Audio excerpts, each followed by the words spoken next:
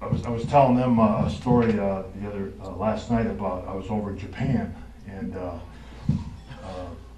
doing an appearance for Hasbro, and there was a little Japanese boy, might have been maybe 5, 6 years old, and I went to do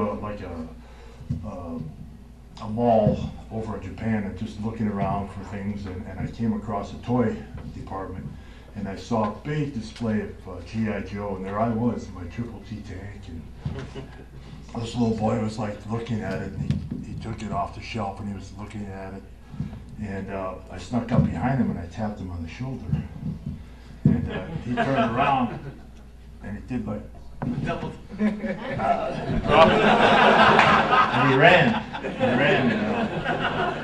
and I could hear him talking or yelling at which was his mother, and pretty soon here his mother came. I saw her coming, so I hid behind the shelves, and he was animating that there's this giant of a guy, and he pointed at my picture, and he was right here, and she's looking at him like, you're crazy. I couldn't make out what they were saying. It was in Japanese. But so finally she said, okay, and she left to continue shopping, and he was just like kind of slumped over, like looking around, and so then he picked up the Triple T tank again, and I snuck back over and tapped him on the This time he was kind of slow, he kind of...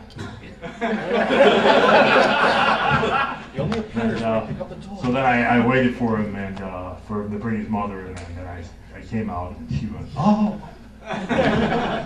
But it was part of the fun of taking that. You have to remember, this was a real character that went into the cartoon, the animated, and wherever I went, I was still the real character. So it was a real ego type of deal, because at that time, as I said before, they took GIJoe and went to the moon with it. Had a lot of great sales. My first introduction was you couldn't buy Sgt Slaughter, you had to earn it.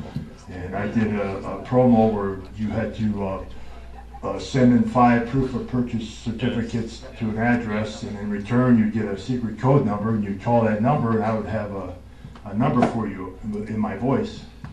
And then you would send that number, and you would get a Sgt Slaughter with the triple action figure. Right. Did Hasbro make a real life size for you? No. So what? Of the triple tank? No, I tried to get him to make one. I wanted it kind of like a little what do they call them? The not SUV. It's a little more. Yeah. I wanted him to do something like that where I could do it at auto shows or go to malls and come in on this vehicle, but we never got that far. But I thought it would have been a good thing, so I just used the camouflage limo and made a lot of appearances with that. But they did give me the prototypes of Sgt Slaughter, the big clay models, and I have them somewhat preserved. And unfortunately, I lost a lot of my collection in fires and flood, so I'm still trying to rebuild my collection back up. But it actually is hitting me more these days than it did back, because I was so busy still wrestling and doing the GIJoe that I really didn't have time to sit down and reflect on, here's an action figure that looks like me. You know, I don't know, not all of me, but it just I would order like thousands of them to be delivered to my house. Whenever I visit hospitals, like children's hospitals and veterans hospitals, I'd always give them away. And so it was always a great feeling to do that. And Hasbro was, like I said, the best company to work for, because anything I wanted, you know, to help promote, you know, GIJoe or Hasbro itself, they were right there for me.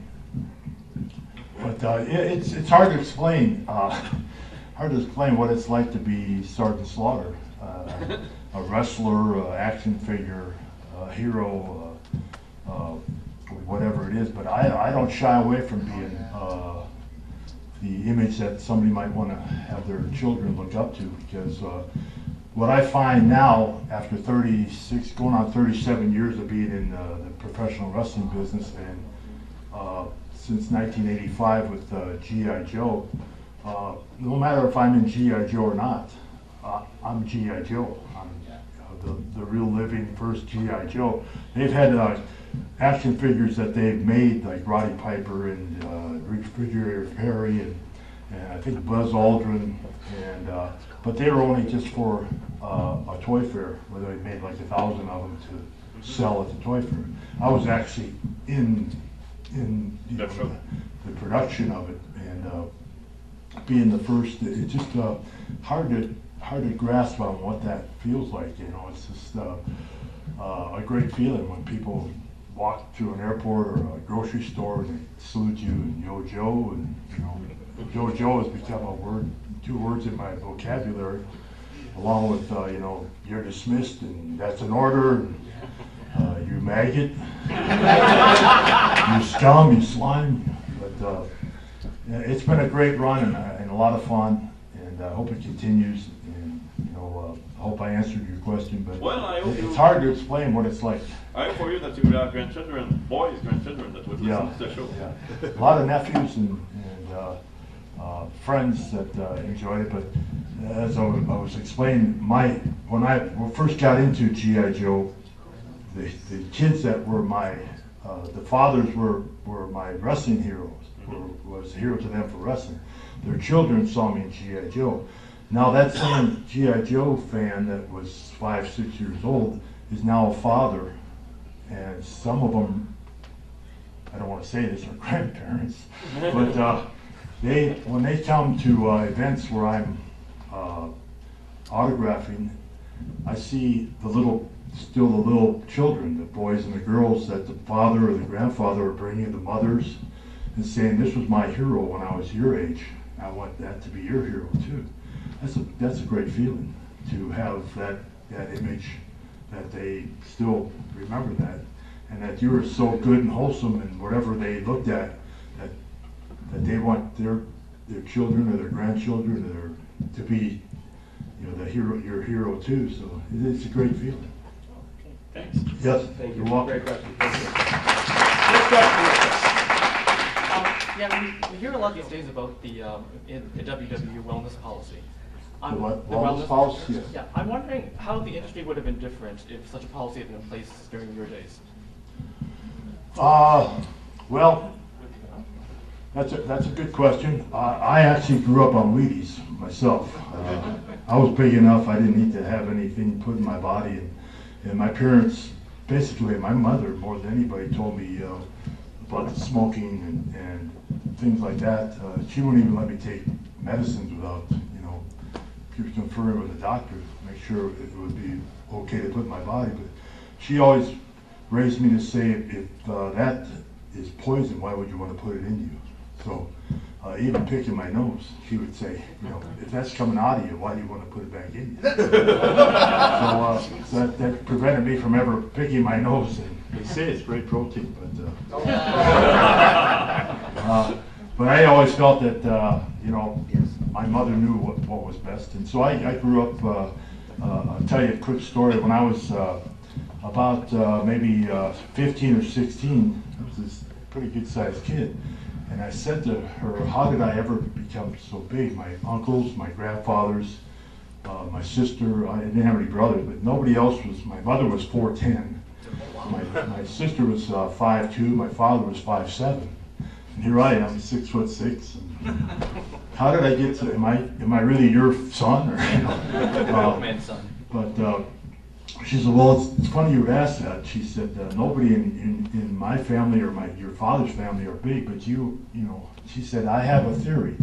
When you were a little baby, you would fuss, and I'd pick you up out of the crib and put you in a high chair and try to feed you. You love to eat. So she said, I tried a bowl of Wheaties, you didn't want that. I tried every possible thing, you didn't want it. She said, then I slid the Wheaties back in front of you, and they were all mushy. And she said, you took a bite and you ate the whole bowl, went to bed, slept like a baby should, you know. So she said, I got smart. I started, before you go to bed, I put a bowl of Wheaties in the refrigerator, get it all soggy, as soon as you fuss, it became a habit, I put you in the high chair, give you just a bowl of soggy Wheaties, you eat it, go to bed, sleep. So she said, I think the reason you're so big is because you ate Wheaties. So, who am I to say that she was wrong?